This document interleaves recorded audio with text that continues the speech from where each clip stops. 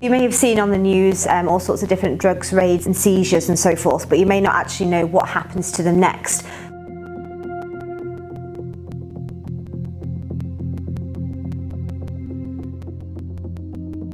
So once drugs items are seized, they then come into the laboratory where we will examine and analyse them to determine if there are any controlled drugs or substances present. And we then produce a report which we give back to the officers to aid them in their investigation.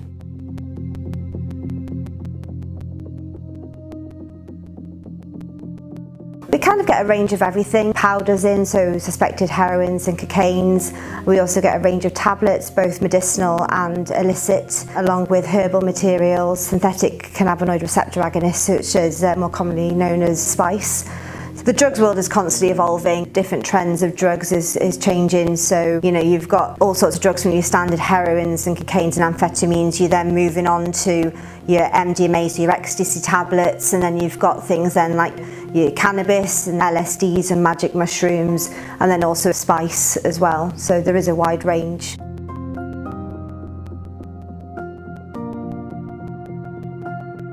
People don't know what necessarily the drug has been cut with, or even if they do and they think that they've been okay before. A major risk is sometimes if they've had quite a low purity batch, so it's been heavily cut with agents, and then they end up with a batch that's actually quite pure. They might take a similar amount to what they used to before, and then they risk overdosing because they don't realise that it's actually a purer drug than what they used to take in. The drug itself is a danger, along with some of the cutting agents. So you've got your standard cutting agents, but then you've got some that are also a lot more potent, which could end up putting you in hospital or could even kill you. But it's not so much the drugs themselves. It could be the mixing of different drugs. So for example, you might take a relaxant drug together with a stimulant drug, together with alcohol, and that mixture could be a potential lethal combination.